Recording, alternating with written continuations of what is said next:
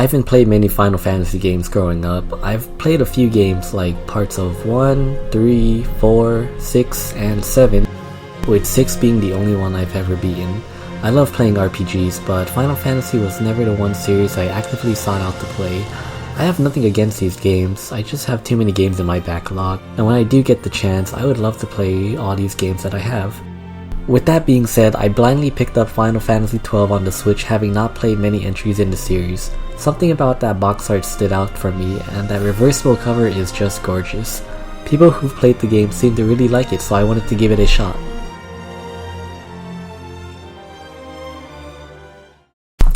The story follows our protagonist Vaughn. He lives in Rabanastre with his childhood friend Penelo and an older gentleman named Miguelo. The city is under control by the Arcadian Empire. They're not the nicest people you encounter in the city, from not paying certain merchants for items to just straight up throwing people in jail for not complying to the guards of the city. Vaughn wants to do something special for the city and ends up sneaking into the city palace to steal treasure to give back to the people. But he is later thrown into a situation where he finds out the Princess Ashe of Dalmasca wants to take back what was once hers to rule. Along the way, you'll run into more party members who, for the most part, each have their own motives to help Ashe reclaim her kingdom. You have a total of 6 party members in the game. These include Vaughn, Balthier, Fran, Bosch, Ashe, and Penelo. There are guest characters who join you as you progress through the story, but will also leave once you reach a certain point. The story doesn't stand out too much from other JRPGs that are out there and can be disappointing to some people.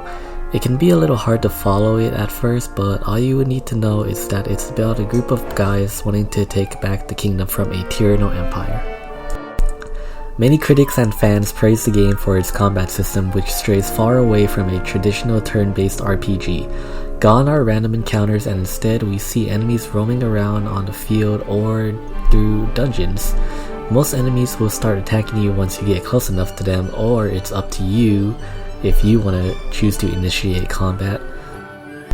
This is where the gambit system comes into play and is what the game thrives on.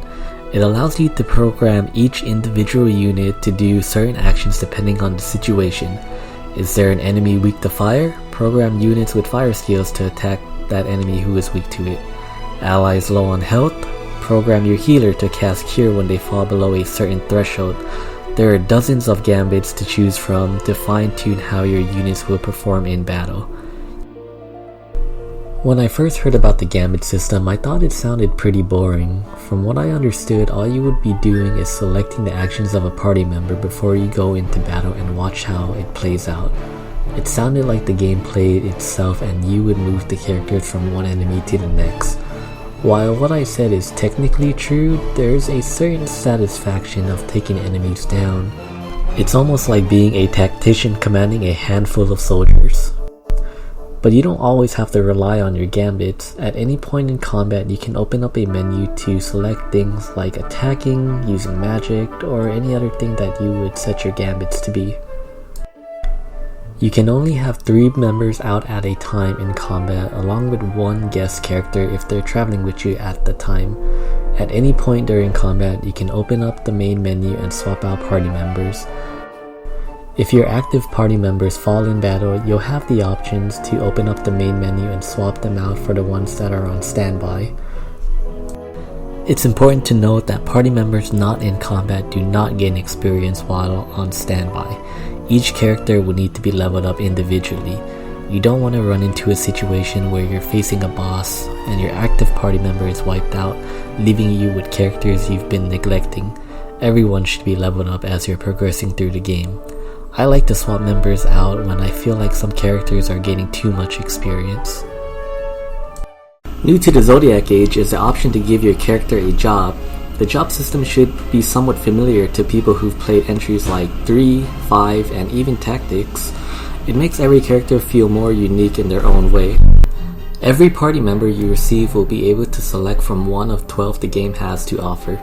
These jobs can range anywhere from focusing on attacking, casting magic, or supporting your allies. Each job also has a license board that allows the character to equip certain gear or learn new spells. In the original version of the game, every character had access to the same license board. This meant every character pretty much felt too similar to each other as you were progressing through the game. By eliminating the old license board and assigning jobs to each character, everyone now feels unique in their own way. The board can seem daunting at first at what license to prioritize, but as you progress through the game, you'll start finding spells and gear that correspond to licenses that you would be able to unlock early on in the game. The best thing to do is take your time to look at each board and see what skills and gear you want to unlock. But let's say you chose the wrong job for one of your characters and are regretting it. Fortunately, the Switch version of the game allows you to reset any character back to square one and select another job you think is best for them. It takes a few hours into the game to unlock this feature, but it is there if you think you've made a mistake. After a certain part of the game, you'll also be able to add a second job to your characters. This is great because it adds even more flexibility to the battle system. There are dozens of combinations you can go with, and there's hardly any bad choices. Some jobs do go better with certain jobs, such as a black mage and red mage combo or a knight and bushi combo. Job combinations like these synergize too well together and can even overshadow some other combinations. For example, having the red battle mage as a second job to the black mage is great because it gives that character extra spells you wouldn't be able to unlock as a black mage. With that being said, this is a game that is all about customization, so it's best to experiment what works best for your playstyle and battle plan. New to the Zodiac Age is the ability to speed up the game by 2 or 4 times the speed. Going through areas like dungeons is a breeze, and I don't know how anyone could have ever played the game at a pace that wasn't at ×2 speed. Playing the game normally and not using the speed up function is fine when you just want to explore areas and take in the environments, but for me, I like to do things at my own pace. I don't have too much time nowadays to play games, so having this feature is great when I just want to get through areas quickly and grind when I have limited amount of time on my hands. Being on the Switch just adds even more convenience to pick up this game. Exploration is also encouraged in the game, as certain spells and equipment can only be found across the land of Ivalice. This is a huge world to explore, with optional dungeons to come across if you choose to stray away from the main path. Sometimes you'll even encounter random bosses that will reward you if you are skilled enough to defeat them. However, with the world being huge, this can lead to some problems. More on that later. Even though the optional bosses can be challenging at times, the rest of the game isn't too hard. Most of the bosses you encounter don't put up much of a fight, and it can come down to just wailing on them with regular attacks and spells until their HP drops. There's still strategy involved in what you would need to do if a boss casts certain spells like Reflect. Setting certain gambits can still be satisfying as you watch how your tactics play out during a certain fight. You, the player, are choosing the right strategy for how you want to take down the bosses of this game. The soundtrack is very different from what fans would be used to from veteran composer Nobuo Uematsu. The music in this game was composed by Hayato Matsuo. I feel like Matsuo's sound direction feels more akin to a movie. The music feels very grand and is very fitting for the theme of the game. The orchestrated soundtrack is amazing to listen to on its own. A lot of the tracks fit very well with the areas you come across in the game. That being said, I don't think there are many tracks in the game I can remember without looking them up besides the battle themes. And let me tell you, those battle themes are fantastic. Just take a listen to this.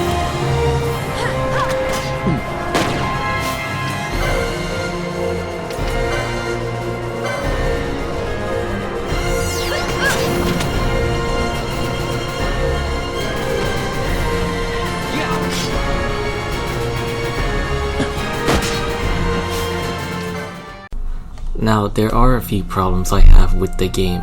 One of these is exploration.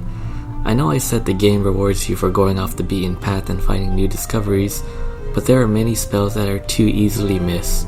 Most of the chests blend in with the environments and would be easy to miss from a distance. This would not be a problem if some of these spells weren't that important. For example, this spell. It is a white magic spell that removes buffs from enemies. A lot of bosses in the later portion of the game start using buffing spells like Protect, Shell, and Reflect, making it hard to easily defeat them without Dispel. I was halfway into the game until I found a guide that said Dispel could have been found in a dungeon that was about 10 hours into the game. For a lot of these spells, I had to use a guide where to find them, and let me tell you, it can be annoying having to backtrack to an area just to find one specific skill or spell. Going back to your party, I mentioned half of your party members will have to stay on the sidelines. The problem with this is that the ones not in combat do not gain experience. You'll have to keep switching characters if you feel like they need the levels. Other games would usually allow all party members to gain experience if they're not in combat, or even gain partial experience if they didn't participate in combat. I have mixed feelings on this. On one hand, it forces you to use other party members to see what different party compositions would work best in certain situations. On the other hand, the game forces you to level up each character individually, creating unnecessary grinding that could have been avoided if sideline members gained experience. It would have been nice to have some kind of item in the game that would distribute experience to everyone, but I never found out by the time I finished the game. Another nitpick I have with the game are the character designs. It's not that they are bad, but it would have been neat to see some cosmetic changes depending on the job you chose to give them. I want my black mage to wear a cool pointy hat or have my knight wear some awesome armor. It would have been a nice feature to have to make some of these characters really stand out from one another. Speaking of standing out, most of these characters really don't have much to offer to the story. Vaughn is supposed to be the main character of the game, but instead he feels like he's thrown into the events that unfold before him. The same can be said about Penelo. These two characters are just there with no strong motivations throughout the entire story. Some characters have standout moments, but the game's story mainly revolves around Ashe and her quest to take back her kingdom. Many of the cast members are there just to see her dream come to fruition. This is still a likable cast, I just wish they had more to do with the main plot of the story. Even with those nitpicks, the game is still fantastic. It's nice to play an RPG that isn't turn-based or action-based, and is instead something very unique. The game can take a while to get used to with how different the combat system is, but I still think it's a great RPG anyone can enjoy. The story can be enjoyable, but I mainly stuck around for the gameplay. Playing on the Switch is great for pick up and play moments, and it's even better when you're able to speed up the game to match your own pace. There's a lot of enjoyment you can get out of this game, and it's a high recommendation for me. If you love RPGs with a lot of customization, you owe it to yourself to play this game.